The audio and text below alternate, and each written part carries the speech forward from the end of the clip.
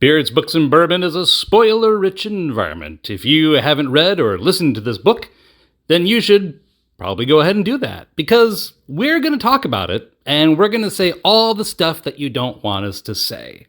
So go back and read it, or listen to it on audiobook, and then come back and listen to us.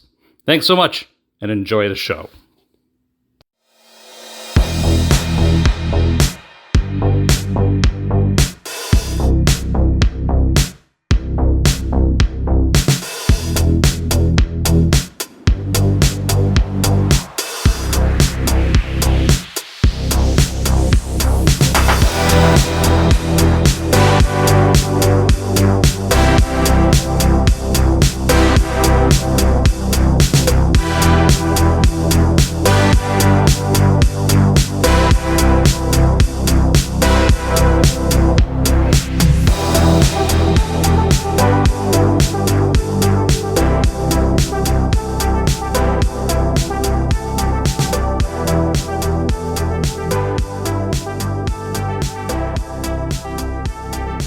Welcome back, everybody, once again to Beards, Books, and Bourbon. I'm Steven. I'm Mark. And we are here with you once again in the garage studio, ready to enjoy a fine bourbon while we talk about a book that we really enjoy. We're ready to enjoy it. Who wants to enjoy it with us? Well, we're moving into daylight savings time now as we record this episode.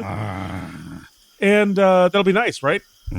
Because we're starting to move, and not the changeover in time. I'm not a big fan of that. I'm not a fan of daylight savings time. No, I don't.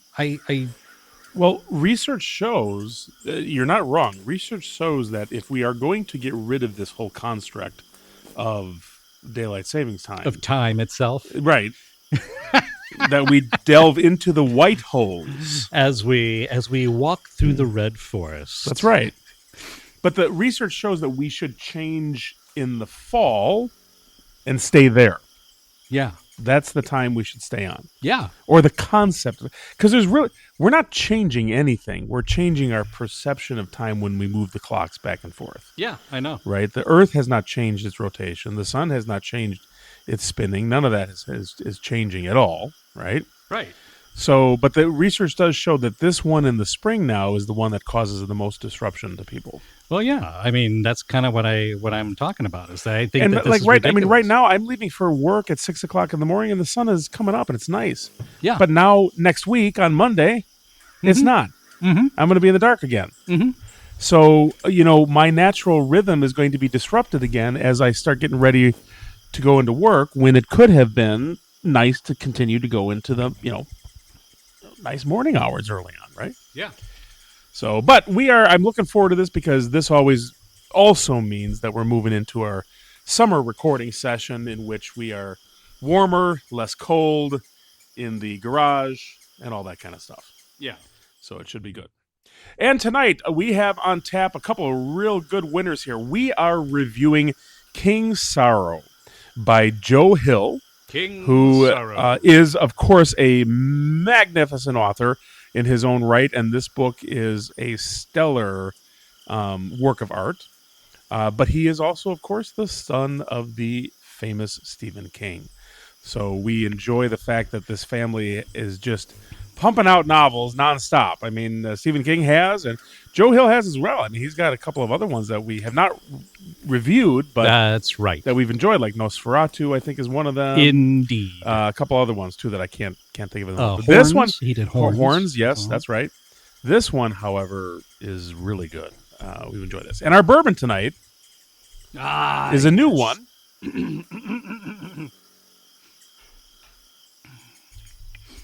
Tonight's bourbon is not a bourbon. It's Virginia Distillery Company, American Single Malt Whiskey Port Cask Reserve. 700 milliliters, 93 proof, 46.5% alcohol by volume. There's a whole bunch of writing on the side that I'm not going to talk about right now because we're going to talk about that later.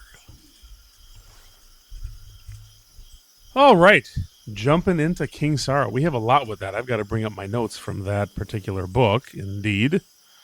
Let's talk a little bit about. Let's try to get the characters out there, right? We have Arthur Oakes, who is the main character, right? Correct. And I'm trying to remember. So we've got Arthur character as the main character. Arthur Oakes is the main character. Jesse Oakes? Are we going to the Oakes. bar? Local We're not bar? going to the bar, Jesse right? Oakes? But there's a whole group of friends, right? There's a Max. There's Colin. There's Donna. And Donna. There's Van, who are the twins. That's right. Donna and Van are the Allie, twins. who is in an on-again, off-again relationship with Van, and probably a weird, not-quite relationship with Donna. Yep. We have Colin. Gwen Underfoot, who is in a relationship with Arthur. We have Colin, who is the money. Yes, his grandfather is his family is incredibly wealthy. Yes, his grandfather was basically the inventor of MK Ultra, the CIA mind control program. That's right, and is also a professor at the school in the area in psychology and psychiatry. Correct. Yeah. And Colin is our would-be budding nascent Mark Zuckerberg character. And it starts early on. It starts in the 1980s, like 1983, I think, something like that. Yep. When we meet them all when they're actually in college. And then we advance forward through time several decades until they're in their 50s, I think. Late 40s, early 50s, something like that. So basically our age.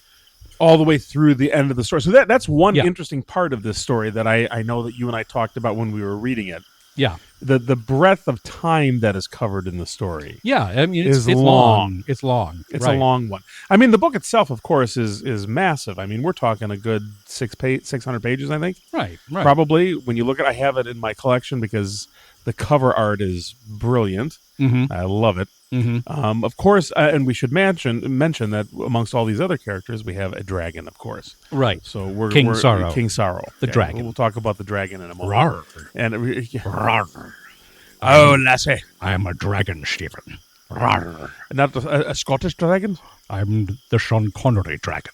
The 007. What movie was it when he did the voice of the dragon? It wasn't Braveheart. That's what Mel Gibson.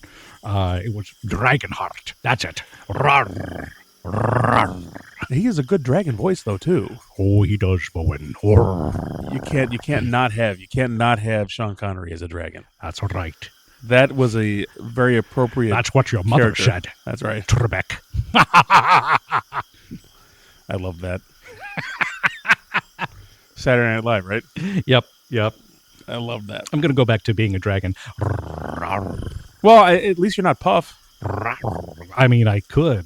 That Puff makes an appearance in this one too, which is I mean, the song not an appearance. The song makes an appearance, but the cultural reference. Maybe makes an after appearance. they've been puffing, the magic dragon. You know, makes an appearance. and Joe Hill does a nice job of including a lot of cultural references throughout the entire book, right? Oh yeah, things that bring us into and as well as we talked about this as well before we started recording the episode. There's a lot of references to different pieces of his dad's books as well, right? Which is great, and we're not going to spoil those, and I don't remember all of them, right? Well, but part of that is because for years now, Joe Hill has been writing books that take place inside the King universe. They are so there's references to each other, like the turtle is in Joe Hill books, right? And I'm trying to think of the one. Trying to think of the one that's in here that we can kind of. I think I have it in my notes here somewhere, but I'll have to look through it as we go. Well, I saw somewhere it might have been for Horns. There was kind of a King Universe map that showed you where the treehouse from Horns exists inside King's Universe. Right. Oh yeah. There's references to the Dark Tower and Ka is a wheel and stuff like that. And at one point it was a night scene, I think, and he uses the term. It was full dark, no stars outside. Yeah, and that's one of the short story compilations of Stephen King, which is a fabulous one too. Yeah, it really by is. the way, That's a good one. So he'll drop that in there as a description of what's going on around them, but that's a nod to Dad. Right, exactly. In fact, I think we may have talked about this too as well. I think we would love to have both of them on the show. Wouldn't that be great? Gosh, Stephen, I think that would be just fantastic. I think I shared this feeling before. I would probably just shut the show down if we had them as our interviews and kind of be done. Full disclosure, folks. This is our second attempt trying to record this episode. Mark, in his editing prowess, discovered that the first recording of this episode cut off quite conspicuously at about 52 minutes. Right. So the problem was that when we recorded this the first time around, it was like 6 degrees out, my laptop had frozen. Correct. Literally frozen. Would not work anymore. Too cold. So we ended up using Steven's laptop, and so for the first time in years, Steven was doing the recording, and at like 54 minutes 20 seconds, you can hear me go, "You're not used to recording anymore, are you?" And then it just cuts off. It's gone. It's done. It's done. No final thoughts. No nothing. Nope. No. You're doing it wrong. It was just. And gone. Unfortunately, we did begin another recording, but we're not finding it. Yeah. Although that's odd too, because I'm quite sure that we did save that, but something weird went on, and we're going to blame King Sorrow. It was, either King Sorrow or the hypothermia, one or the other. I mean, by by the time we got nights, done, yeah. I mean, I remember that when we first got done, it was like, should we do an oops-isode? And at first we both went, no, let's just go in. It's so cold. And then we must have changed our minds. We did the oops-isode because there is an oops-isode. There is an oops-isode, and now we've gotten smarter. Of course, it is not as cold tonight. Obviously, it's down into the 40s, but we did purchase a propane heat tank. Something that's more powerful than a regular space heater. It's nice. We have finally upgraded our outdoor studio to something that we can handle. Yeah, we've done a few upgrades. Yeah, we got new microphones. We did. Updated our software. We got ourselves a space heater. We've put a little money in. So Arthur Oakes is a erudite Rackham College student. He is like the living embodiment of if Arthur and Merlin had a love child, it would be Arthur Oakes. Yeah, he is studying rare collections. Yes. He wants to be a professor of the rare literature, the rare collections, the library sciences, and all that stuff in there. Yes. And we open the novel, and again, this is recently published, so and he likes doing things the hard way. He doesn't like Google. He doesn't like internet searches. No, he likes card catalogs. Right. He is a card catalog kind of guy, but a very, very deeply, profoundly scholarly individual. Very intelligent. Very, And when he says that he needs to do field work on something, he literally puts on a backpack and goes into the woods. That's right. That's right. And is gone. He's gone. Where is he? For a long we heard period from of him time. about a month ago. That's right. That's right. I wish we could do that. Wouldn't that be fun? I feel like there are things where, people will suggest, man, you got to get off the grid for a while. I mean, we're podcasters. How far off the grid can we get? We can't go too far. No. Oh, we can go as far as we want. I mean, I suppose. We just wouldn't, We just need a connection. Download any connections until we got back. Right. True. That's true. We can spend... I have a dream, Stephen. Here we go. I have a dream that you and I will go on a week-long excursion to a cabin somewhere in the woods overlooking a lake where one of us can drown. And but in the meantime, before that happens, we can just sit on our butts with about 50 different bottles and as many books as we can possibly cram. And maybe what we'll do is we will read and record almost simultaneously, where we'll read like several chapters of a book, and then we'll turn on the recorder and we'll record for about 10 minutes or so, and then we'll read several more chapters. It'll be like bringing the audience along for the ride with us. And then I will try to build a pontoon boat out of empty bourbon bottles and gloriously drowned, and you can build a monument in my honor. Initially, it sounded like you were asking me away for the weekend. Well, I mean... We're going to go find a cabin. That's about as romantic as I got. Drowning, that sounds more like bag of bones there. Yeah, I mean, exactly. Right? You Right? know? It's complicated, too, because his mother is a political activist. I want my body to be food for the muskies in northern Wisconsin. The muskies, not the trout or the... No, the muskies, man. Yeah. Have you seen the teeth on those things? Oh, yeah. Yeah. But I want to be dead before it happens. Well, true. I want to be... You don't... Yeah, I don't... Yeah, I you don't don't want to feel be... that. Right, you don't want that to be the reason... Yeah. No, I don't want that to be the last thing I see, That's by the way. Right, exactly. Coming at you, yes. Exactly. No, Stephen we just don't. made a face at me. Ah! Yeah. You know? Yeah. But, his mother's in prison. His mother's in jail. Yes. Jail. Because she was an activist, and somebody died during one of her protests, and so she was convicted of manslaughter. And if I recall, that's where the story starts. well, right?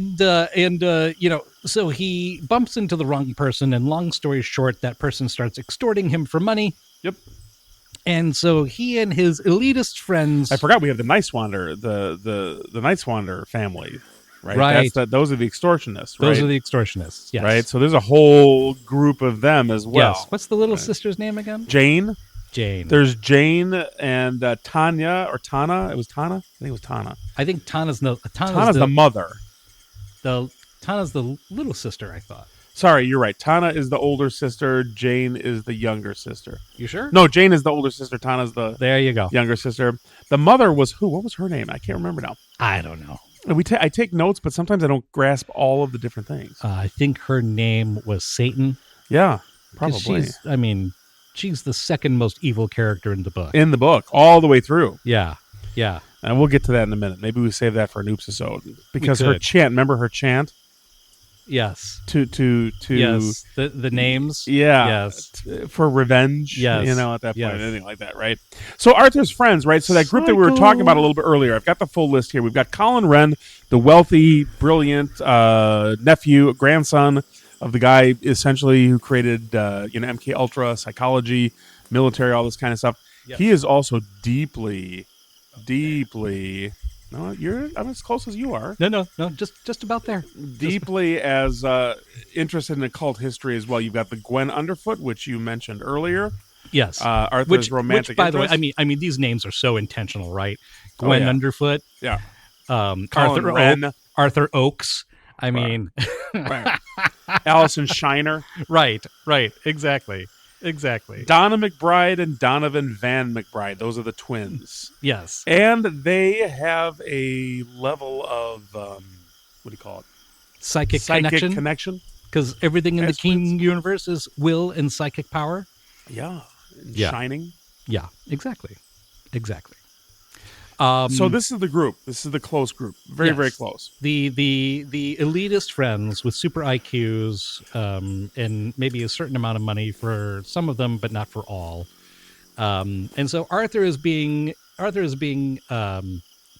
extorted in the worst possible way for his world. He's being told that he has to steal rare and precious books to be sold with a fence. And his friends come to the rescue by proposing a plan, which is to use Great Uncle Llewellyn's research to create a monster out of nothing. Right, and in the grandfather's mansion where they all are, where they visit, right? The grandfather also, of course, has a very large collection of occult items. Almost like the what's the guy that we did with the demonologist, Ed and Lorraine Warren. Correct. And over time, as they did their things, right, as their research and their investigations, Ed Warren amassed a large collection of haunted occult items that he kept locked away in a very special place. Did you hear about the Annabelle doll? Oh yeah. Didn't somebody die? Oh yeah, many people did. No, but I mean, like recently. Yeah. What was that? You're right. Somebody was there. The doll went on tour, and the person transporting the doll died, like in a car accident or something. I'm going to look that up real on the quick, internet because that is something that also happens with another item that he has, right? let's see. I think the infernal cheese grater of Algaroth. Following the July 2025 death of paranormal investigator Dan Rivera, who passed away in a Pennsylvania hotel while on national tour with the doll. Yes. Yeah. What's up with that? It's crazy stuff. Yeah. So Great Uncle Llewellyn has a cabinet of macabre curiosities. Yep. Like a Nazi World War II helmet, and a number of other things that I can't remember off the top of my head, but all of them are both fantastical, unique, and gruesome. Indeed. In one way or another. But Great Uncle Llewellyn had conducted experiments, again, we're in the King universe, where using belief and willpower, they were essentially able to create a ghost of somebody who had never existed. Right. And so by doing that, using that template, the friends decide that they need to create something that can scare away the extortionists as needed. And they come up with the idea of King Sorrow. Well, and they call King Sorrow into being, right? Right. But after they come up with the idea, they create a backstory, and then using a ritual that Llewellyn came up with, based upon whatever research he used, which lends to the idea that maybe, this is knowledge that is older than possibly the Korean War and Vietnam War era. It's and like in the original episode that we recorded, I had mentioned like the Tool Society, from Nazi Germany. Yes. The idea that they're trying to use ancient forbidden knowledge to harness the supernatural against their enemies in order to win. Yeah. In order to win the war. Yeah. Right. Yeah. Well, that's kind of what they're doing here, is that they're trying to harness supernatural powers by creating a creature that does not exist through sheer belief and willpower, to then use as a weapon against their own enemies. Yeah. And it works.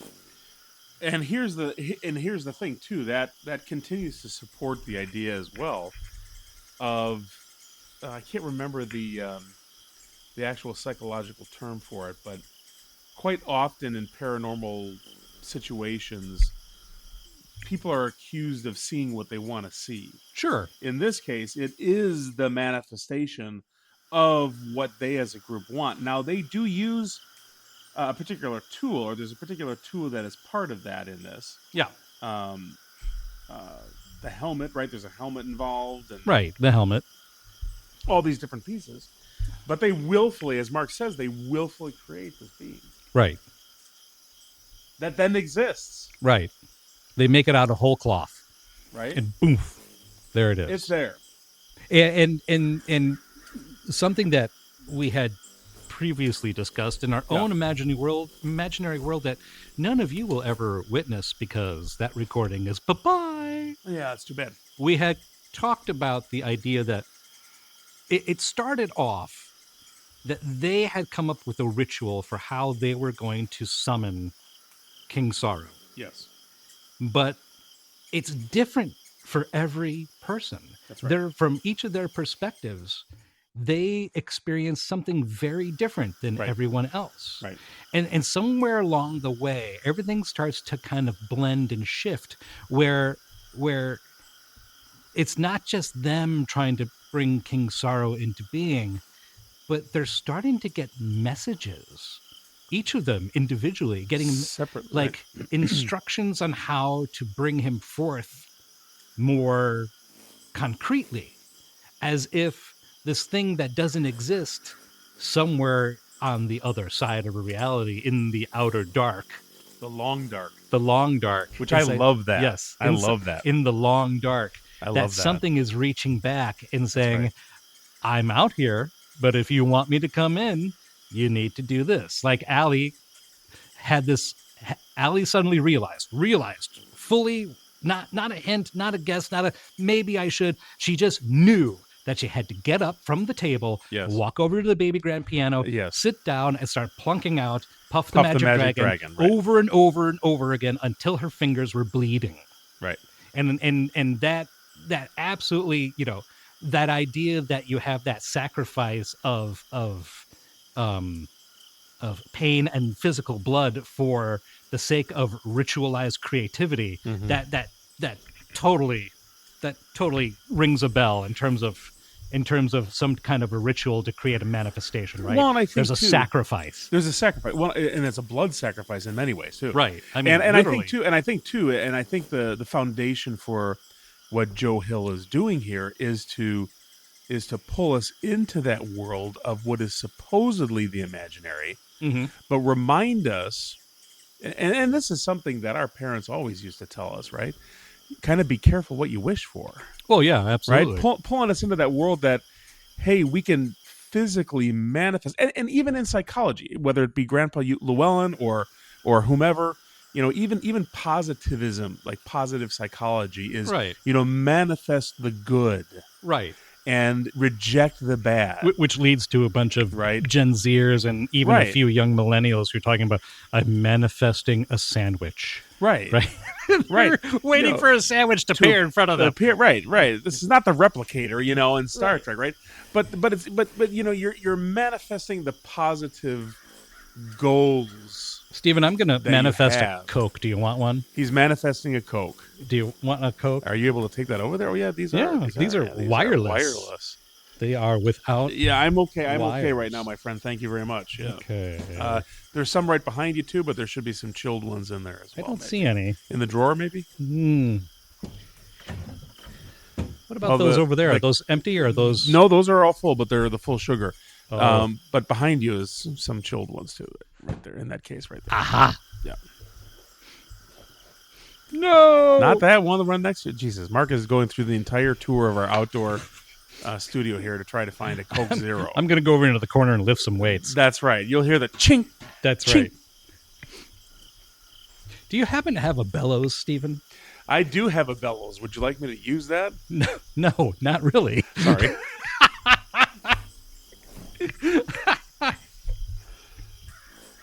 Why, Mark? Gee whiz, Stephen, is that a bellows? I didn't know that you cared. Is that a bellows? Is that a bellows in your pocket? But I do. So I do. Let's go to the idea of the long dark. I really like that concept because, I mean, things we've talked about on the show have been, whether it's in the books, whether it's the supernatural or the horror-based books, or even some of the books that we've talked about, the idea of time and space and black holes and white holes and all those books, the Red Forest. And the demonologists and things like that. There's always this, and this is the long dark as well. And even I think about the book we did, Something Wicked This Way Comes. Yep. But what was the other one with the neighborhood Halloween costumes and everything? Remember, with the Halloween party and the creatures in the forest. Was it Halloween Tree? Yeah, the Halloween. That's tree. one. The Halloween Tree. Yeah. Okay, that was the one. Yeah, Ray Bradbury. No. Yes. Yeah, that was the one. Yeah, both of those are Ray Bradbury. Right. Now, where was I going with this? Oh, there's that idea, and this is common too, not only of the veil between the worlds, right? Mm-hmm. But the fog, the darkness, the pieces that we can't see, the pieces that we don't know. And they're summoning this creature, they're summoning this dragon, they're summoning this entity from something that, even the term that Joe Hill uses is different. It puts it at a distance. You're reaching deeply into someplace to pull something out. It's not easy for King Sorrow to come out of the long dark. Right. Unless he's being pulled out, right? It's got to be very intentional. Right. It's got to be very powerful. Well, I mean, that's the point of magic, It takes isn't it? long for him to come out. Yeah, it's a struggle. It's an right? effort. It's an effort. Both magic on the wouldn't be magic casting and on the if it didn't coming out. Come with a cost or a right. price. And these are big costs, right? These are large costs. And we'll talk about him in a minute, too. We'll get into a little bit of his stuff. But the summoning, the long dark is that gateway. There's always this gateway. There's always a portal that exists between what we know and what we don't know. Yes. Good night, everybody. Good night. That was right up to the microphone. I know, right? I feel like we need to bring the booms back out for these too. Like I feel like we need these hanging in front of us. Maybe. Maybe. We need better ones, though. Better booms? Better booms. Yeah. Bada bing, bada bang. Bada bing, bada boom. We could just get a boom mic and hang it. That would be great. I mean, we could just do that. Although I just spent money on these. So these are very nice. Thank you. Are you stroking my microphone? I am touching it. Oh God! Shall we bring the bourbon out? We should. Because actually, this one is very scotchy. Well, that's because it's a single malt. It's a single malt American whiskey. I'm glad that you could all be here with me this evening. And now, on with the show. Tonight's bourbon is not a bourbon. Virginia Distillery Company American Single Malt Whiskey Port Cask Reserve, 93 proof, 46.5% alcohol by volume, and there's a whole bunch of words on the side. At Virginia Distillery Company, our American Single Malt Whiskeys celebrate the old and the new. With every whiskey we craft, we balance the time-honored whiskey-making traditions of the old world with the distinctive style and character of our new world home. We craft our whiskeys using 100% American malted barley and fresh spring water fed from the Blue Ridge Mountains, distill them in hand-hammered copper pot stills from Scotland, and finish them in both European Old World casks and barrels sourced locally here in Virginia. Let's see if there's more writing. Yeah, look at that, there's more.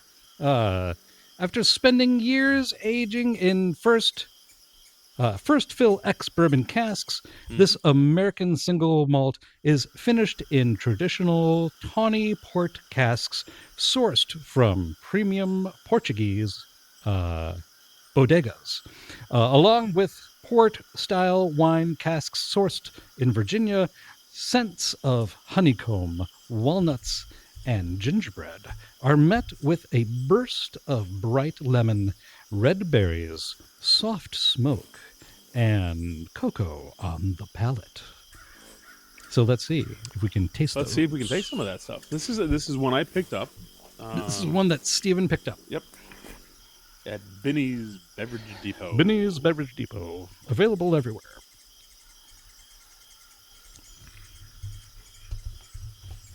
So that is definitely more of a scotchy taste to it, for sure. Oh, we've very had a much couple so. of these. We've had a couple of these over the years. Yep. It's smooth. It is smooth.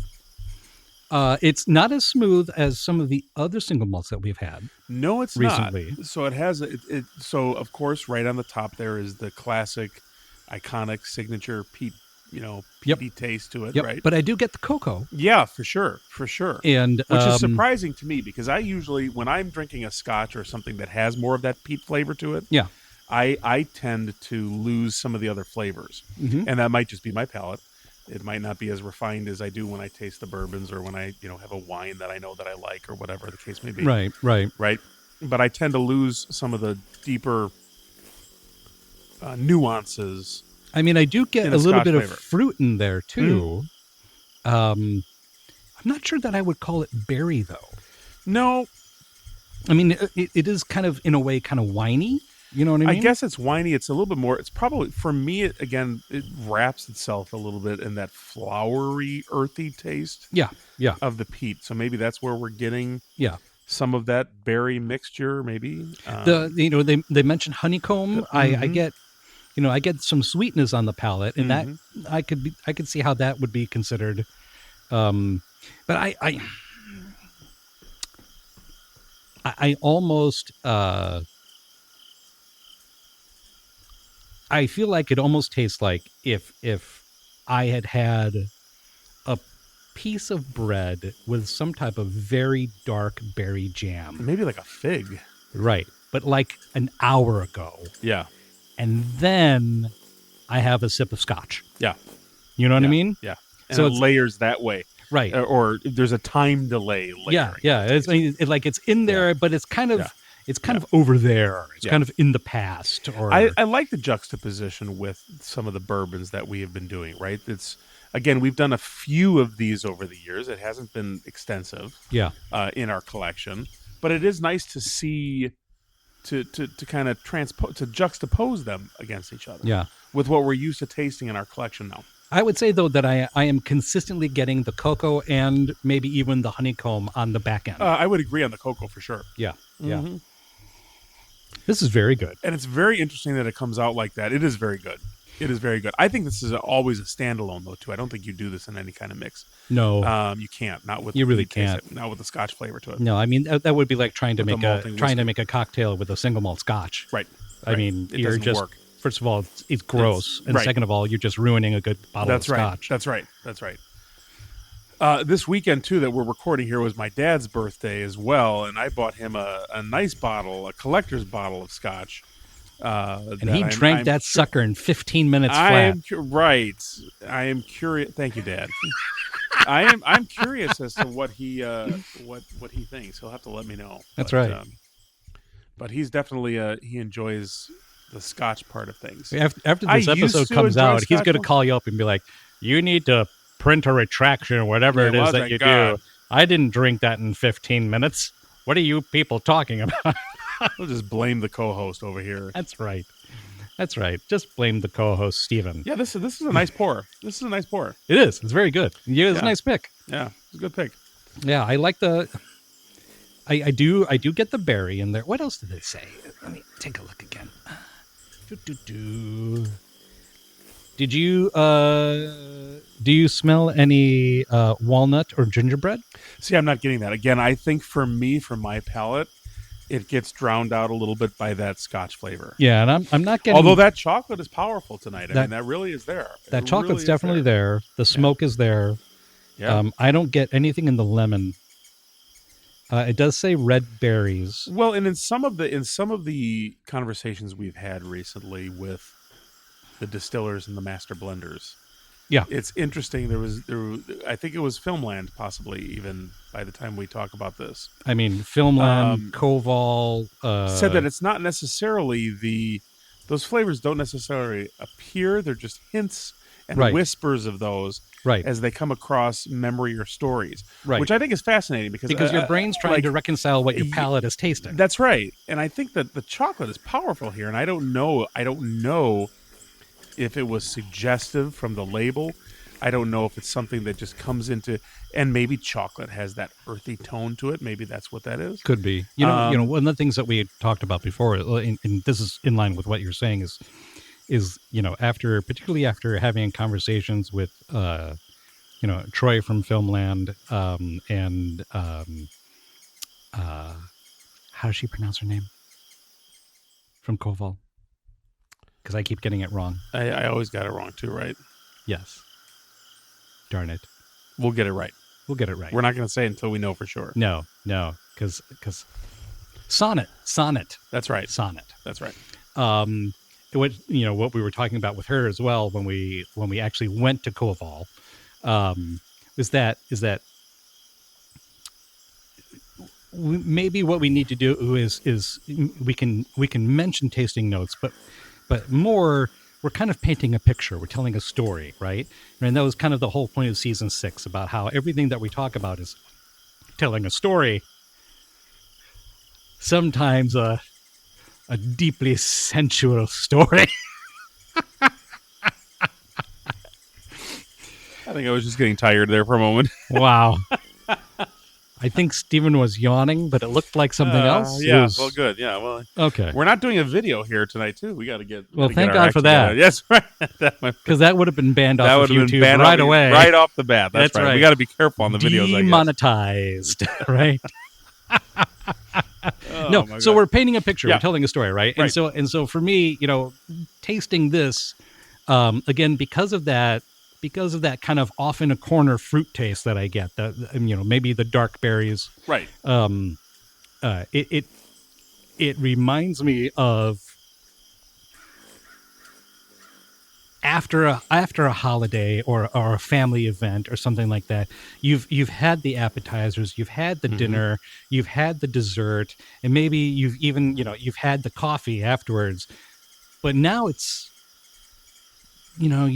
you're getting ready to clean up, or maybe you are cleaning up and half the guests are gone, and now you just got a small group of your family there or something like that, right? Right. And now you break out the scotch. Right. Right. Or in this case, the American single malt. That's right. And it becomes a digestif type of situation, right, exactly. And you're sipping on that, and you're kind of, you're kind of letting the day come to an end, and you're kind of replaying all the different flavors that you've tried over the evening. Particularly, most memorable at that moment would be the dessert, right? Probably something with chocolate, probably something with some kind of fruit. Yeah, and then you've cream. you've got custardy, cocoa, and then you've got the smoke of the American single malt. Your fire is crackling. Mm-hmm. Santa is on his way. That's right. Jack Frost is nipping at parts of you, and there you go. And the single malt is there to warm you up, baby. Yes, that's right. So as the novel spans the decades, the characters evolve, and I think we can share this a little bit too. You mean they get old? They get old. Yeah. But they also all go into different phases of life, different jobs, different places.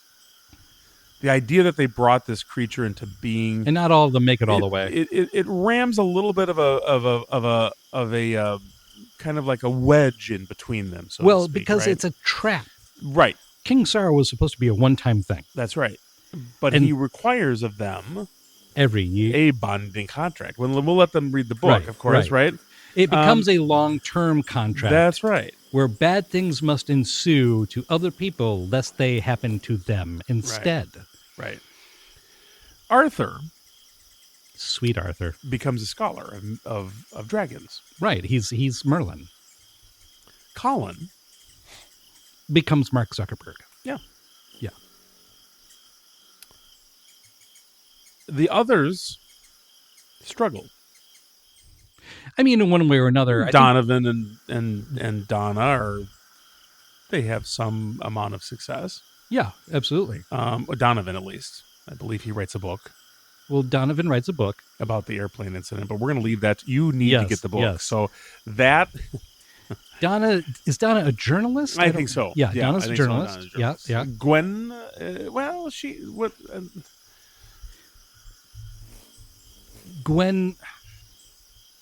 Gwen is a caregiver. We can't really talk about Gwen because a lot of her character trajectory has to do with another character and their trajectory. Correct. So we want to make sure that we respect. But Gwen is a caregiver, and Gwen takes on roles in which she is helping others, but she has very specific reasons why. Correct. And she has to make very specific sacrifices in order for that to happen. To happen. That's right. That's right. And careful what you wish for. I mean, let's think of it. And beware making deals with dragons. For God's sakes, you have Arthur. I mean, how close to Arthurian legend can we get? Oh, I mean, this whole book is Arthurian legend. Absolutely. So let's stop there. You know what? We've never done, any Arthurian legend, like the original Arthur like books, an actual story. Right. We've done, of course, an actual story. I mean, the Magicians, of course. Lev Grossman. That, and then we also did the Bright Sword, which was that was fantastic. I love the Bright Sword. Yeah, that was brilliant. That was so good. And I love that. And I love this. And I love that Arthurian legend manifests itself perpetually across human history. It is such a deep, rich well of legend, of story, of magic, of truth, of untruths. All of that meshed into one large, because even here we have those pieces to it. You got to look towards the ending of this book to get a little bit of that too. Yes. Mark is mesmerized by these microphones. Stop that. Are what are you? Maybe it's the scotch. What are you doing? I haven't had scotch in a long time. Normally it takes a couple of tastes for the bourbon to hit. Maybe it was that contaminated bottle that we maybe tried before this one. We have a little bit of a problem with the bottle beforehand that we're not quite sure about. Yeah. So, it had something in it. Yeah, it did. Yeah, it did. It was just for a second there. I felt a little funny, and then I snapped back into reality, and Stephen was. It was Arthurian legend. It was Arthurian legend. Yes. But dragons, for God's sakes, dragons. I mean, Morgan Le Fay had enchanted me. This is true. This is true. I mean, the different situations that they get into across the decades in the book are incredible. Oh yeah, and I mentioned this Trolls a few moments ago. Trolls, but the airplane.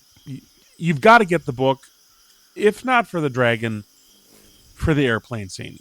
Right. You have to. Right. It is probably, and we're not spoiling it. No, but there's one part. You have to live it. There's one it's little line. One of the best written pieces that I've seen. Oh my god. I love again it's beware making deals with dragons. And there's a line that just goes, I never said what you'd have to do once you were on the plane. Right. Well, and we can talk about King Sorrow in a moment here too, or say that. But just as a character, just as a developed character, and this is why to talk to Joe Hill or whatever, and see what where do some of those ideas live? Yeah. Where does the creation of a character like King Sorrow reside? Right. Because it's not the typical dragon that we're used to. Well, I don't know about that. Because dragons love puzzles. Dragons love puzzles. Dragons are cunning. Dragons are greedy. Shrewd. And they have been in the books that we've read. But this one was kind of like a cross between a powerful black dragon mage wizard and a New Jersey taxi driver. Maybe that's where all the dragons went. Maybe that's they're where all they went. hiding as New Jersey taxi drivers. They're cabbies. They're all get in. Where you going? That's right. Right. They've all got their badge. That's right. That's right.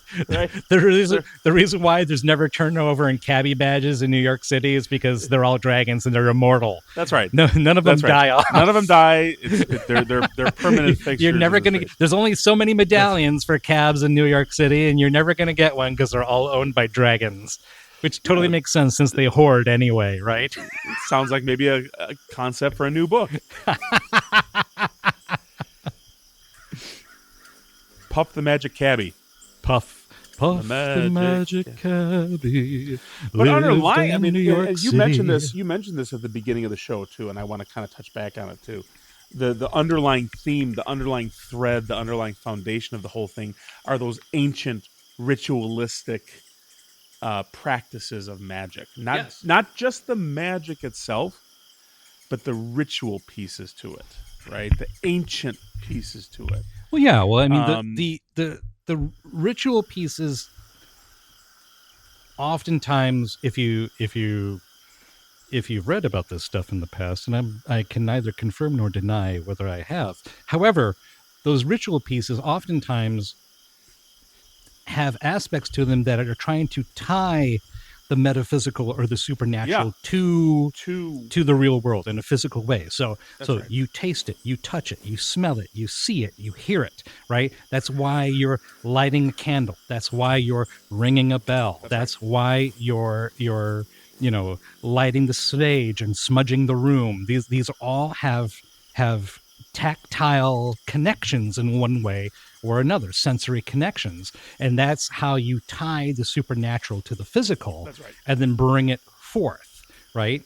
And I don't know where you're going with that because I completely cut you off and I just jumped in. I was just going back to it and reminding us that the thread that ties each of the decades that we go through is rooted in that ritual. Right. From the beginning where they're pulling out of the long dark to the end where they're trying to get out of this, right? Right, where they're trying to push them back in. Right. And each piece requires building blocks that are ancient and old and Yes, but one of the things I really like about, and kind of to your point, what you're talking about, what I really like about this is that it is ancient and it is old and it is, in many ways, it's very precise. Yes.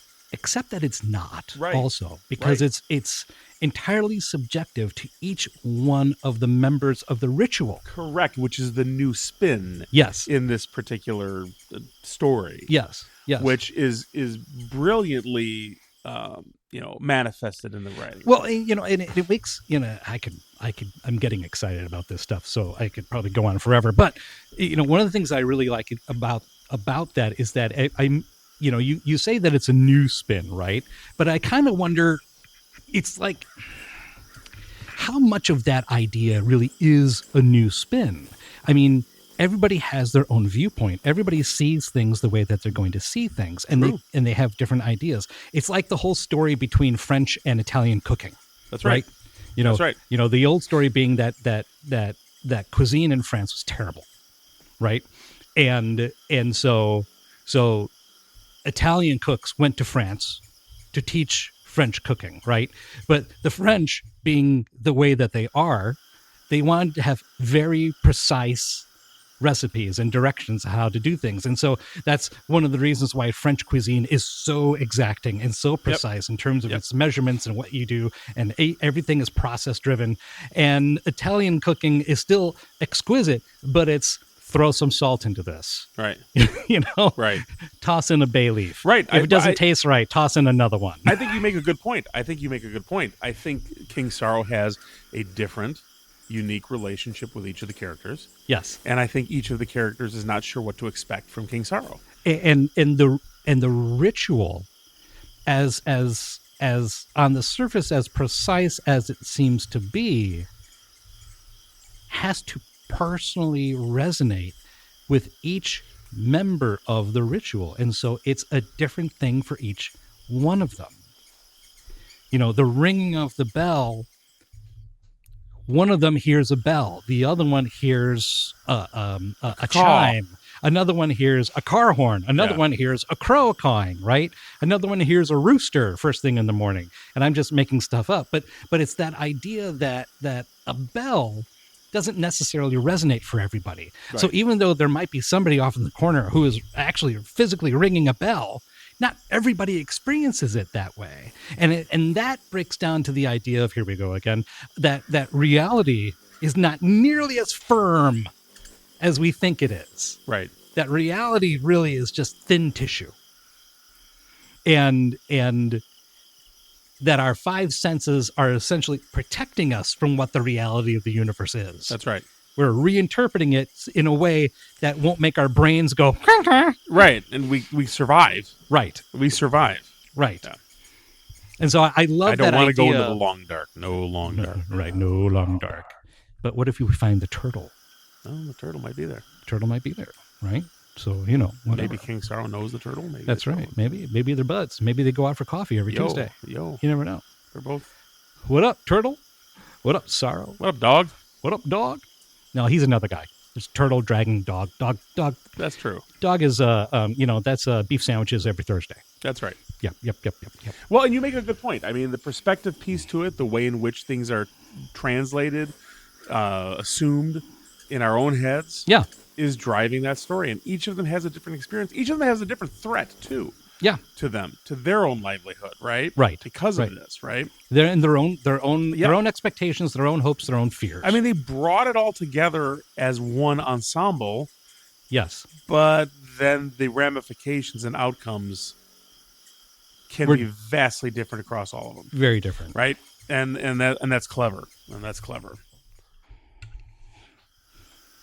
Oh, we're approaching our time. 52 minutes. We did pretty good on this one as a re-recording of this. Now, we don't, again, this is recently published, right? So 2025 publication. And so, we stick very close to our promise that we don't want to reveal. I mean, there is there's the continuation of the story, the quest, the final outcomes. Right. And of course, there is a quest. Yeah. There's a couple of quests, honestly, or a continuation of a failed quest. Correct. There's a number of different trolls. There's a number of different pieces that happen. Yeah. trolls, airplanes, government agencies. They're all there. They're all doing stuff. MK Ultra, LSD. It's all there. A couple of interesting additional characters too.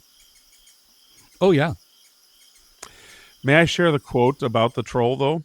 sure. Because this one, Go for it. well, they searched for the troll, and I think, was it the troll? Pretty sure. Okay. He said he looked like syphilis with a human face. Yes, that was the troll. That one I liked. The troll looked like syphilis with a human face. Yes. Who was the character? And I don't. Sometimes I got to figure out how to color code my what do you call it? Your notes. My notes here, because sometimes when I'm scrolling through them, who was the character that became friends with them in the airplane? Oh, darn it. Shit. Here was another quote, and I can't remember who this was about. Okay. I think it was about one of either the Nicewander family. She had a smell about her that smelled like somebody squirted on cheap perfume behind a Hooters.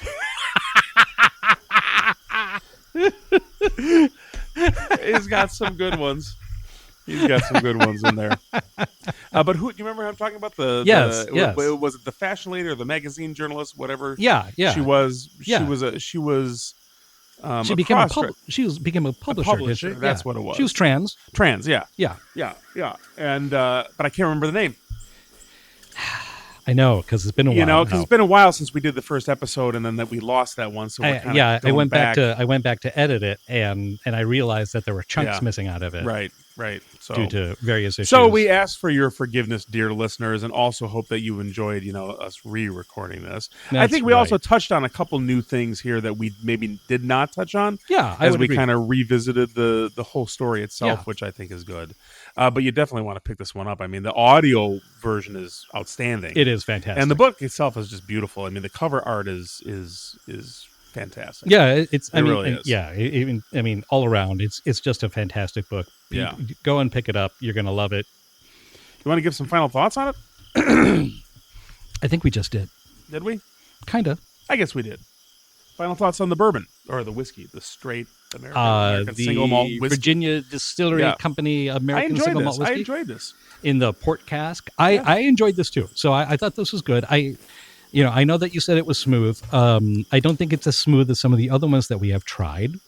But I think that here in 2026 we have been very lucky in that we've been able to try some truly well-crafted, fantastic liquids. Yes, right? we have. Yes, whether it be a bourbon or a rye or a single malt American. I agree. We've had some really top-notch samplings so far this year, and so I think that this one is good. I think it punches you back a little bit, but again, our first experience with single malt American was a bad experience, to be blunt. We did not talk about that particular bottle on the show. We threw it away. Yeah. But the ones that we have been able to try since then have been really good. I agree. Yeah, I agree. And this one was an enjoyable one too. Yeah, this one too. Absolutely. It's in that same category. It was very good. I think that what makes it, what makes it different, and I think part of the reason why it's got a little bit more of that punch is that it's adding in that tawny port taste as well. And so that gives it a little bit more zing perhaps than what you would normally have. Yeah. But I agree. He agrees. I like it.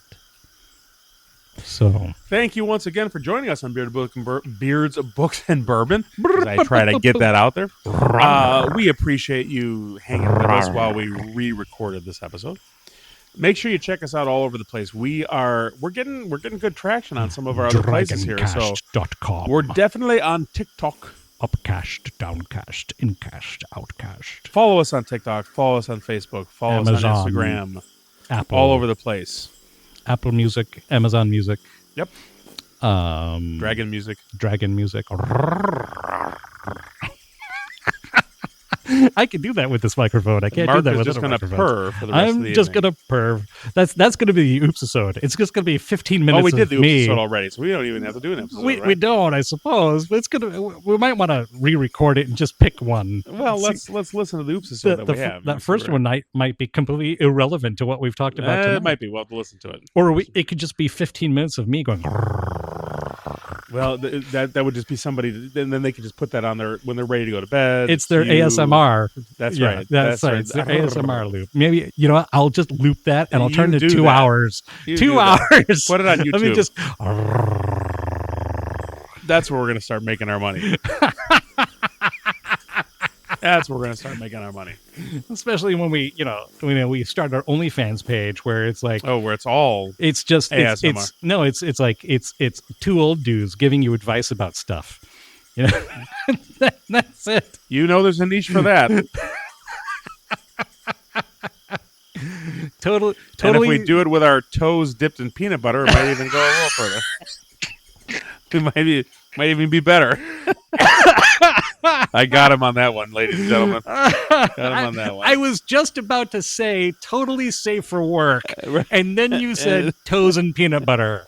It's toes and peanut butter. I didn't say something else. I was thinking that we would just be like 2 fully clothed guys going, "Did you brush your teeth today?" No. Hit pause. Go back. Brush your teeth. Come back when you're done. 2 minutes. We'll wait. There's a niche for that too. I know, right? That's right. Exactly. Well, thank you once again for joining us here on Beards, Books, and Bourbon. We are happy to be with you. Thank you for listening. Leave us some stars. Leave us some comments. And enjoy all of our back catalog as we tell us whether or not you through enjoy the purr. Season 6. And whether you're purring like Mark or you're in the long dark or out of the long dark, or if you've got a really if New I'm just sitting Jersey here, taxi dragon guy around if I'm just sitting here purring in a garage, then I'm pretty much in the long dark. then I might have to. You are in the long dark, and I might have to talk to my family about that. So exactly. But either way, whatever you're doing, if you're not listening to Beards, Books, and Bourbon, you're doing it wrong. Good night, everybody. Good night.